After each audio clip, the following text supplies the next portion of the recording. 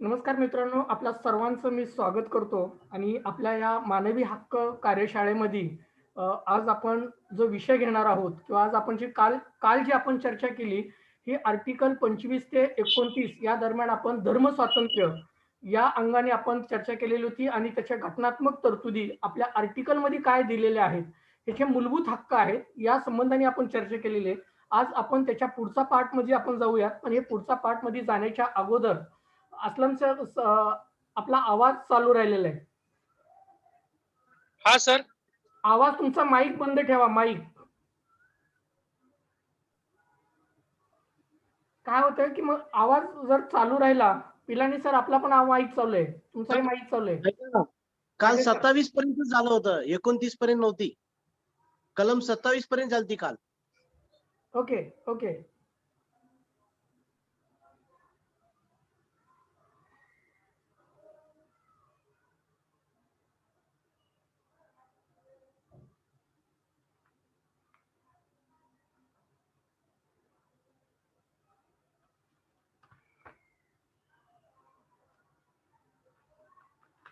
Guys आपण काल जो पाहिलेला होता, तो म्हणजे सांस्कृतिक व शैक्षणिक हक्काच्या संबंधाने आपण तरतुदी पाहिलेल्या होत्या. कलम 25 प्रमाणे आणि 25 ते 28 29 पर्यंत याच्यामध्ये धर्म स्वातंत्र्य त्याच्यामध्ये धर्म स्वातंत्र्याच्या तरतुदी या संबंधाने आपण चर्चा केलेली होती.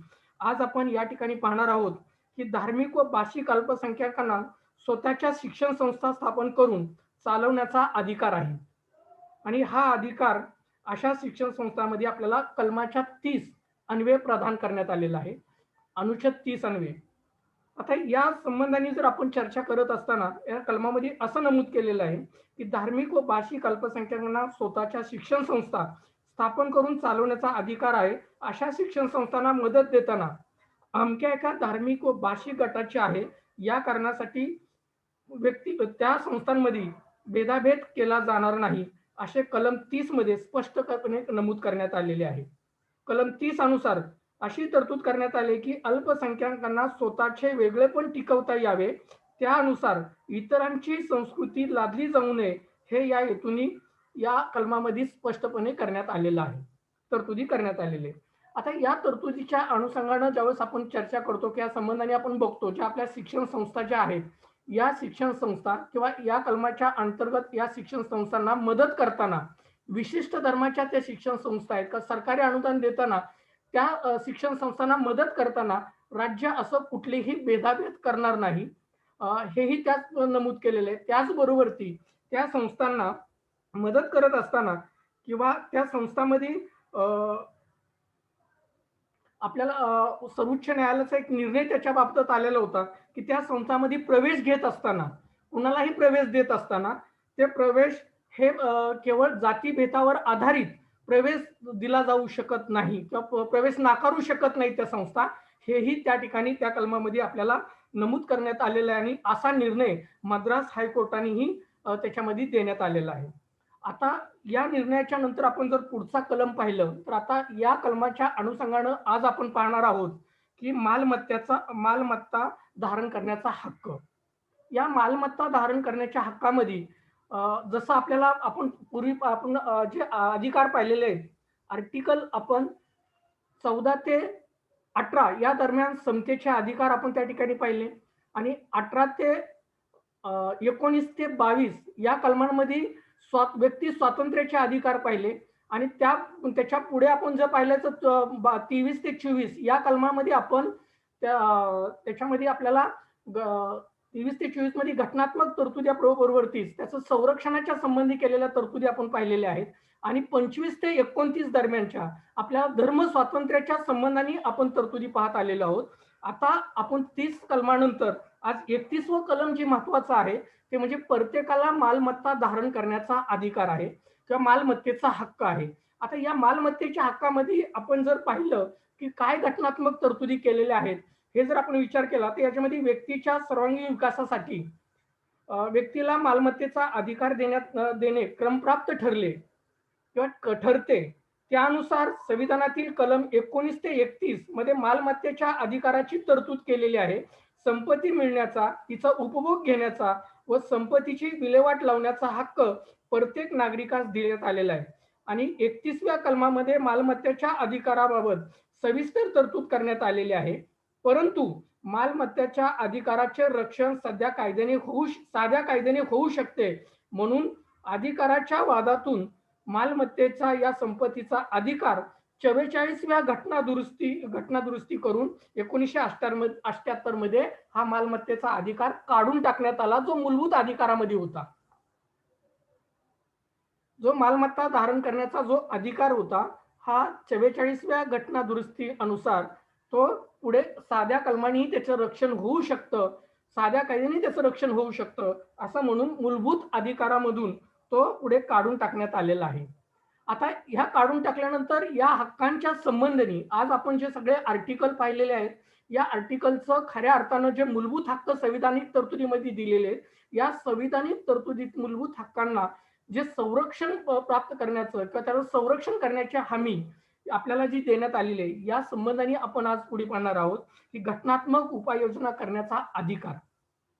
हा घटनात्मक उपाययोजना करण्याचा अधिकार नेमका काय आहे, हा जर आपण पाहिला, त्याच्यामध्ये भारतीय नागरिकांना वर चर्चा आपण जी सगळी आतापर्यंत जी चर्चा केलेली आहे, या चर्चा केलेल्या अधिकारामध्ये सगळे जे अधिकार आहेत, या अधिकाराचं रक्षण करण्यासाठी व त्या अधिकाराचे संकोच झाल्यास न्यायालयीन दाद मागण्यासाठी घटनात्मक उपाय करण्याचा अधिकार प्राप्त झालेला आहे.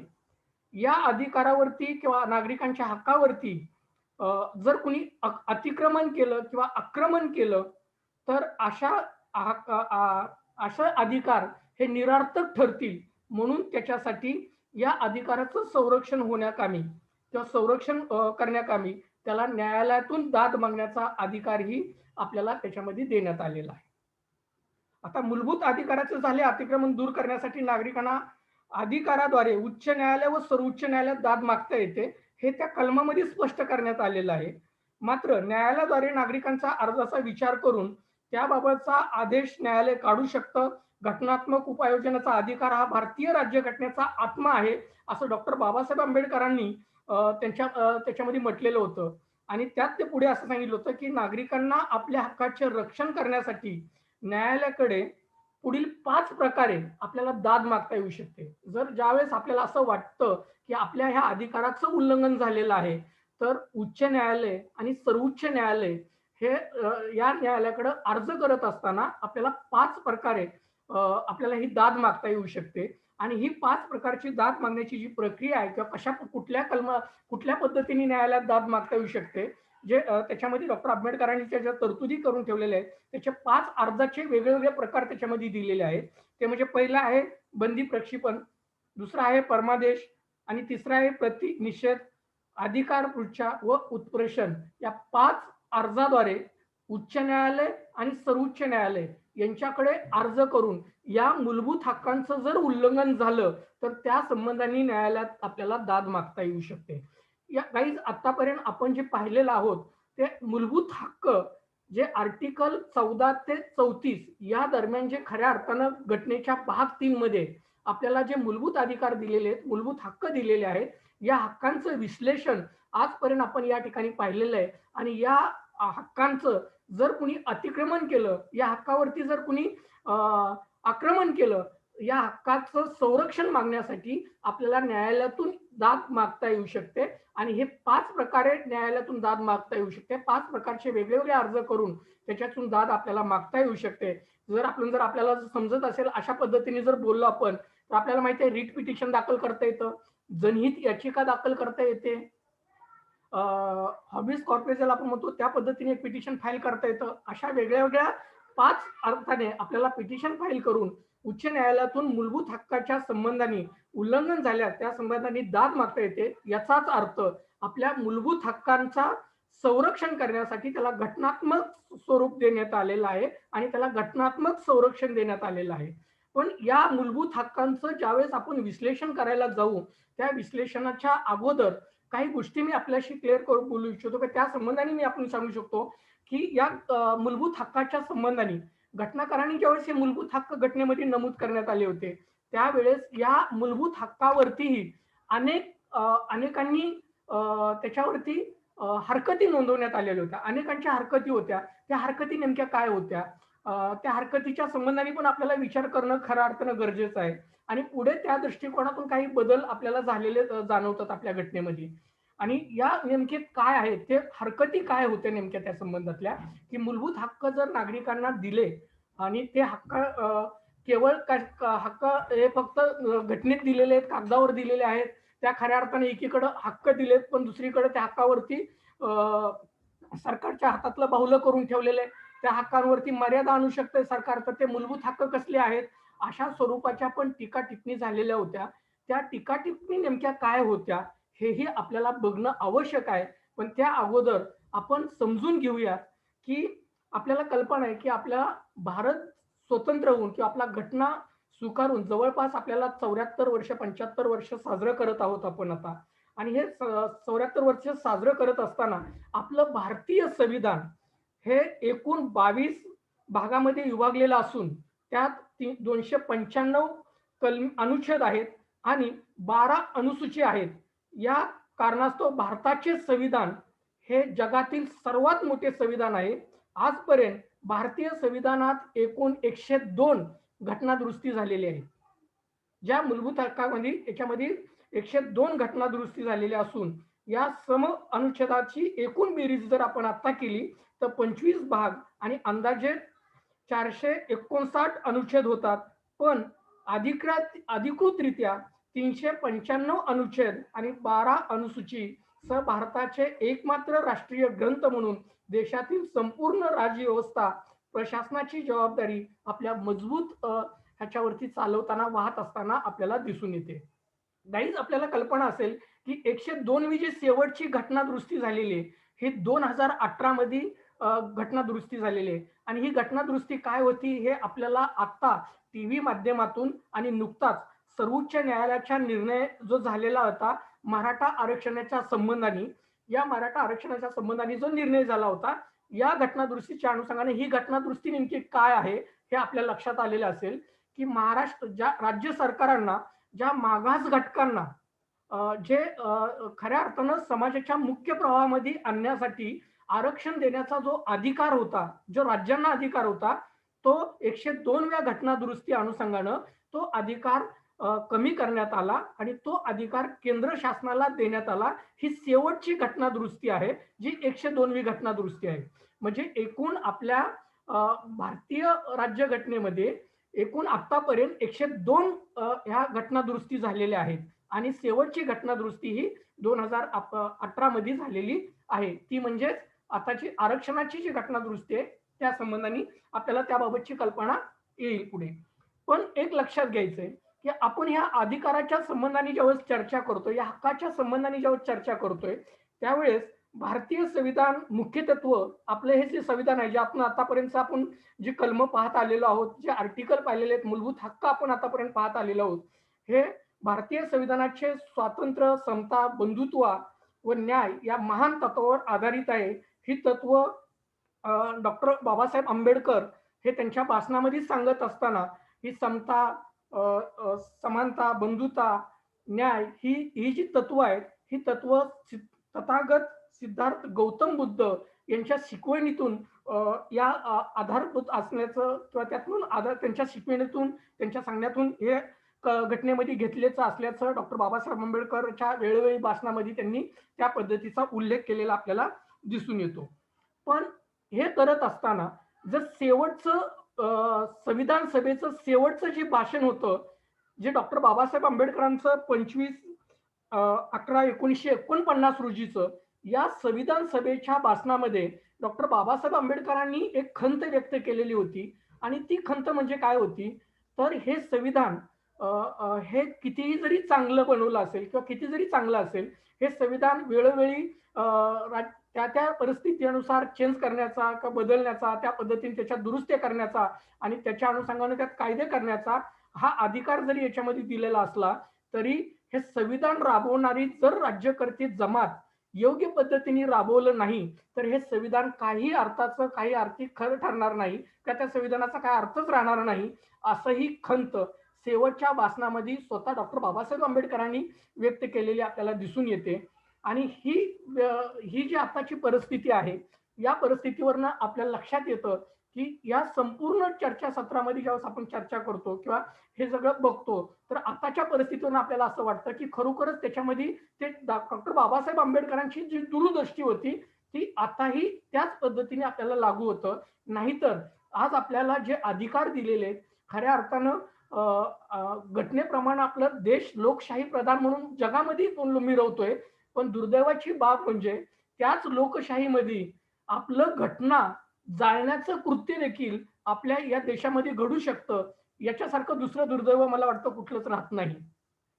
जे दिल्लीमध्ये घटना जाळण्याचं उघडरित्या जाळण्याचं कृत्य करण्यात आलेलं होतं. हेही खूप खूप दुर्दैवी आहे आणि म्हणूनच मला याच ठिकाणी चर्चा करत असताना किंवा मानवी हक्कांच्या संबंधाने विश्लेषण करत असताना, या संबंधाची चर्चा करत असताना आपल्याशी बोलावं असं वाटतं, की आता भारतीय संविधानाच्या संबंधाने ज्या मूलभूत हक्कांवरती जे ऑब्जेक्शन घेण्यात आलेले होते, वेळोवेळी घटनातज्ञांनी किंवा वेळोवेळी लोकांनी वेगळ्या-वेगळ्या राज्यकर्त्यांनी त्याच्यावरती किंवा तज्ञांनी जी मतं व्यक्त केलेली होती, या मताच्या संबंधाने आपण चर्चा करूया. त्या दृष्टिकोनात त्यांनी काय मत व्यक्त केली होती, या संबंधाने आता पुढे पाहूया, की भारतीय राजकीय, आर्थिक व सामाजिक लोकशाहीचा विकास करण्यासाठी सामाजिक समता व सामाजिक न्याय याचा विकास करणे आवश्यक असल्याचे अ, घटनाकारांना वाटते. व्यक्तीचा विकास करणे आणि नागरी स्वातंत्र्याच्या विकासाची हमी देणे यासाठीच भारतीय नागरिकाला वरील आपण जे आतापर्यंतचे अधिकार पाहिलेले आहेत, हे अधिकार आपल्याला घटनेने दिलेले आहेत. मात्र हे दिलेले अधिकार, घटनेनुसार प्राप्त झालेले अधिकार, हे मूलभूत अधिकारामुळे नागरिकांच्या आणि अल्पसंख्याकांचे शासनाच्या स्वैराचारी आणि कृत्यापासून संरक्षण करणारे आहे. कारण मूलभूत अधिकारांनी सरकारवर नकारात्मक बंधने घातली आहेत. असे असले तरी मूलभूत अधिकारावरती टीकाकारांनी टीका करून त्यातल्या उणिवाही दाखवून दिलेल्या आहेत. वेळोवेळी उणिवा दाखवून दिलेले आहेत. म्हणजे नेमक्या ह्या उणिवा काय आहेत, हे आपल्याला या ठिकाणी बघायचं आहे. ज्यावेळेस जे मूलभूत हक्कांच्या संबंधाने जे टीकाकार आहेत, हे टीकाकार कशा पद्धतीने मूलभूत हक्कावरती टीका करतात, या टीका नेमक्या काय आहेत, हे जर आपण पाहिलं तर आपल्या लक्षात येईल की अ, घटनेला अभिप्रेत काय आहे आणि टीकाकारांनी जी टीका केलेली ही काही चुकीची टीका नाही, हेही आपल्याला त्याच्यातून लक्षात येतं आणि खऱ्या अर्थानं खुली चर्चा ज्याला आपण म्हणतो, जी खऱ्या अर्थानं संविधानाचा आपला गाभा आहे. हा गाभा खूप महत्त्वाचा आहे आणि हा गाभा असल्या कारणानं त्याची खुली चर्चा झाली पाहिजे. म्हणून या टीकाकारांचे मत ही आपल्याला विचारात घेणं खऱ्या अर्थानं गरजेचं पडतं. म्हणूनच खऱ्या अर्थानं मूलभूत हक्कांचा समावेश झालेला नाही. उदाहरणार्थ काही टीकाकारांचं असं म्हणणं आहे, की अ, या घटनेमध्ये, आपल्या मूलभूत घटनेमध्ये, त्या मूलभूत हक्कांमध्ये अ, खऱ्या ज्या हक्कांची आवश्यकता आहे, अशा हक्कांचाही समावेश झालेला नाही. असे हक्क पण आणखी मूलभूत हक्कांच्या बाहेर आहेत. नेमके हे हक्क कुठले आहेत? हे जर आपण पाहिलं, तर त्याच्यामध्ये त्यांचं असं म्हणणं आहे, की उपजीविकेचा हक्क, आरोग्याचा हक्क, शिक्षणाचा हक्क इत्यादी हक्क टीकाकाराने मूलभूत हक्कातील ही रास्त उणीव दाखवून दिलेली. लक्षात आलं तुमच्या? टीकाकारांचं असं म्हणणं आहे, की अ, बाकीचे जे हक्क ज्या पद्धतीने देण्यात आलेले आहेत, त्या पद्धतीने उपजीविकेचा हक्क, आरोग्याचा हक्क आणि शिक्षणाचा हक्क इत्यादी हक्क टीकाकारांनी मूलभूत हक्कातील अ, ह्या उणिवा त्यांनी दाखवून दिलेल्या आहेत. त्याच्यामध्ये घटनाकारांनी त्या काळात असे स्पष्टीकरण दिले होते, की ज्या हक्कांच्या भागाबद्दल व्यक्तीला न्यायालयात दाद मागता येऊ शकते, असे हक्क अ, देता शक्य तेवढे हक्क देता येणार नाहीत. कारण त्यावेळेची ही टीका की आम्हाला उपजीविकेचा हक्क त्याच्यामध्ये समाविष्ट झाला पाहिजे होता. आरोग्याचा हक्क मूलभूत हक्कामध्ये समावेश झाला पाहिजे होता किंवा शिक्षणाचा हक्कही मूलभूत हक्कामध्ये समावेश झाला पाहिजे होता.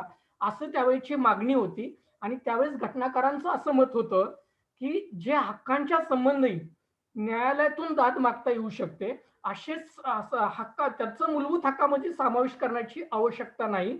जेवढे शक्य करता येईल तेवढे हक्क हे मूलभूत हक्कामध्ये समाविष्ट करण्यात आलेले आहेत आणि जे हक्क समाविष्ट झालेले नाहीत, त्याच्या मार्गदर्शक तत्वामध्ये ते समाविष्ट केलेले आहेत आणि त्यातून त्यांना संरक्षण प्रदान केलेलं आहे, असंही घटनाकाराचं त्या ठिकाणचं म्हणणं होतं.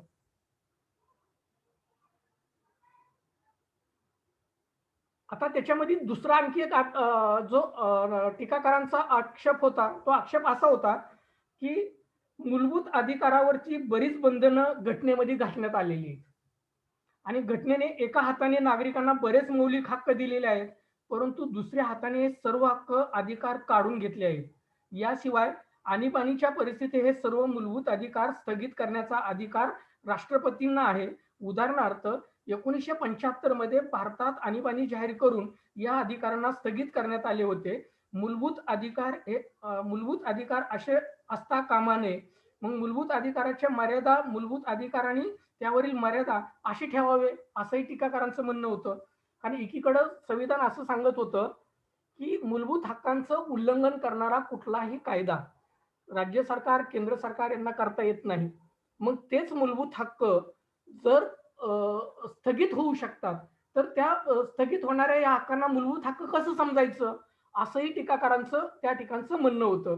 कारण आपल्याकडं 1975 साली आपल्या आणीबाणी लागून हे मूलभूत हक्क संपूर्णपणे काढून घेण्यात आलेले होते, स्थगित करण्यात आलेले होते. ते नागरिकांकडे मूलभूत हक्क त्या ठिकाणी नव्हते आणि म्हणून त्या संबंधाने ही जी टीका होत होती, की मूलभूत हक्कांना मग मूलभूत हक्क कसं म्हणायचं? मग ते मूलभूत हक्क आणि मर्यादा हक्क असं त्याला मर्यादा हक्क असं म्हणा. असंही टीकाकाराचं त्या ठिकाणचं म्हणणं आहे. हे म्हणणंही काय वाजवी होतं का? किंवा याच्यावरती आपण त्याच्यावरती डिबेट करू शकतो, त्याच्यावरती चर्चा करू शकतो. अनेकांनी त्याच्यावरती चर्चाही केलेली आहे. काही टीकाकारांनी असेही म्हटले आहे, की मूलभूत अधिकाराचे रक्षण लोकमताद्वारे होते, न्यायालयाद्वारे होत नाही. परंतु भारताची प्रचंड लोकसंख्या आणि त्यातही मागासलेल्या अज्ञानी लोकांचे प्रमाण अधिक, तसेच राजकीयदृष्ट्या निद्रिस्त व दारिद्र्य याची संख्या जास्त असल्यामुळे खऱ्या लोकमताचा भारतात अभाव आहे. त्यामुळे मूलभूत अधिकाराची वास्तविक अणुशक्ती हा भारतात अभाव आहे किंवा आकलन करण्याचा अभाव आहे, असंही घटनाकाराचं त्या ठिकाणचं काही लोक मत आहे.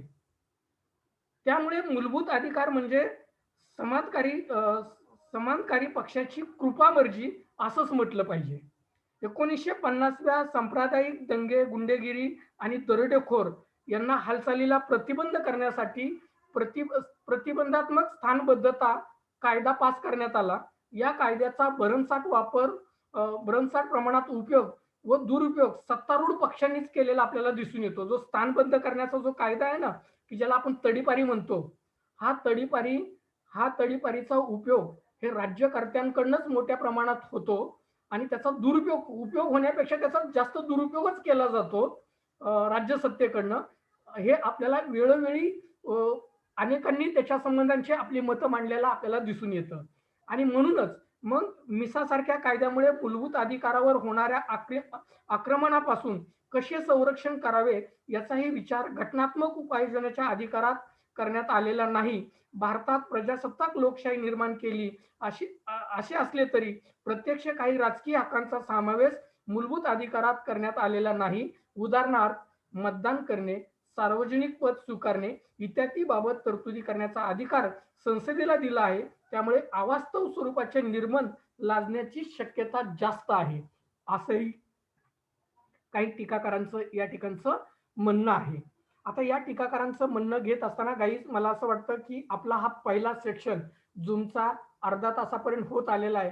जरी मध्येच कट झालं, मध्येच चर्चा करत असताना, तर प्रत्येकाने पुन्हा त्याच लिंकमध्ये जॉइन व्हायचं आहे. कारण 4च मिनिट बाकी आहेत पुढे.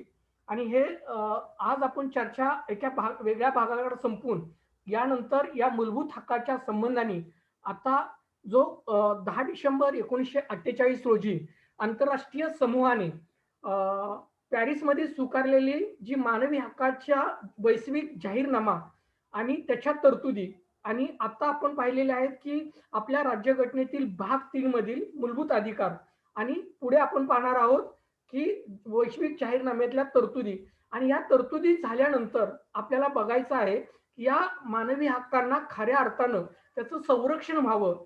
त्या मानवी हक्काचं उल्लंघन झालं तर त्याच्यावरती कारवाई करण्यासाठी एक स्वतंत्र यंत्रणा असावी. अशी यंत्रणा जो 1993चा कायदा मानवी हक्क संरक्षण अधिनियम करण्यात आला. या अधिनियमाद्वारे जो कायदा करण्यात आला आणि त्या कायद्याप्रमाणे जो आयोग अस्तित्वात आला, जी यंत्रणा उभी राहिली, ही यंत्रणा कशी उभी राहिली, त्या यंत्रणेची प्रमुख कोण असतात, त्याच्या नियुक्त्या कोण करतं, त्याचे सभासद कोण असतात, या अँगलने आपल्याला चर्चा करायची आणि त्या आयोगाचे नेमके उद्दिष्ट काय आहे, तो आयोग मानवी हक्काचं संरक्षण कशा पद्धतीने करतो, उल्लंघन झालेल्या का मानवी हक्काचं उल्लंघन झालंय अशी तक्रार त्याच्याकडे ज्यावेळेस प्राप्त होते, ही तक्रार प्राप्त झाल्यानंतर मानवी हक्क आयोग या निमित्तानं त्याच्यावरती कशा पद्धतीने कारवाई करतो, या अँगलनी आपण या गोष्टीच्या दृष्टिकोनातून चर्चा करणार आहोत.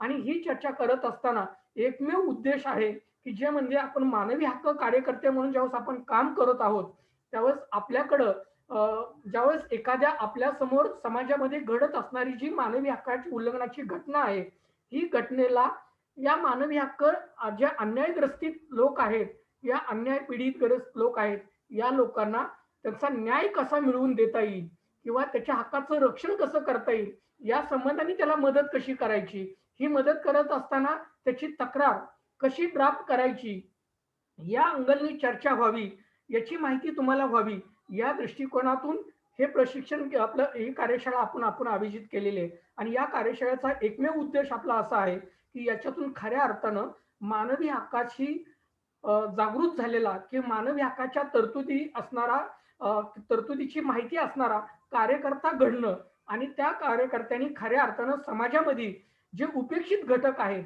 या उपेक्षित घटकांना आपल्या हक्काविषयीची जागरूकता त्याच्यामध्ये निर्माण करून देणं, हे या प्रशिक्षणाचा उद्देश आहे.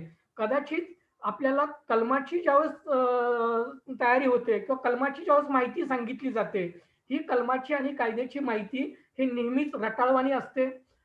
ऐकायला खूप बोर वाटतं. हे आपल्या सगळ्यालाच माहिती आहे आणि म्हणून मला असं वाटतं, की हे समजून घेणं खऱ्या अर्थानं गरजेचं आहे. कायदा कितीही जरी किचकट असला, तरी एकदा का तो तुमच्या लक्षात आला, की त्या संबंधाने परत आपल्याला त्या दृष्टिकोनातून न्याय मागताना किंवा आपल्यावरती एखादा अन्याय झाला, तर तो अन्यायाचा दाद कुठं मागायची, याची कायदेशीर तरतूद कशी आहे, ही जर एकदा आपल्याला लक्षात आली, तर मला असं वाटतं, की आपला कार्यकर्ता हा मानवी हक्काच्या दृष्टिकोनातून जागृत असा बनेल आणि तो समाजाप्रती आपल्याला काम करत असताना त्या हक्कांविषयीची जागृती समाजात घडवेल. पण ही जागृती घडवत असतानाच पुढे आपल्याला जे संविधानाने खऱ्या अर्थानं जे आपलं मूलभूत कर्तव्य दिलेत, एकीकडं हक्क दिलेत संविधानाने, तर दुसरीकडं कर्तव्य दिलेले आहेत. ते कर्तव्य नेमके काय आहेत आणि हीच कर्तव्य खऱ्या अर्थानं आपल्याला लोकल स्टँडी कसं बनवू शकतं किंवा एखादी तक्रार देत असताना त्या तक्रारीला तुम्हाला अधिकार काय? ज्यावेळेस प्रशासनाकडे आपण एखादी तक्रार देतो, तेव्हा प्रशासन आपल्याला विचारतं, "तुझा अधिकार काय तक्रार करायचा?" जो पीडित आहे त्यांनी तक्रार केली पाहिजे ना. "तुझा अधिकार काय पोचतो?" असं ज्यावेळेस म्हणतं, त्यावेळेस आपल्याला लोकल स्टँडी कशी होते, हे सांगण्यासाठी किंवा माझा अधिकार कसा आहे तक्रार देण्याचा, हे सांगण्यासाठी आपल्याला कर्तव्य समजून घेणं गरजेचं आहे आणि जे कर्तव्य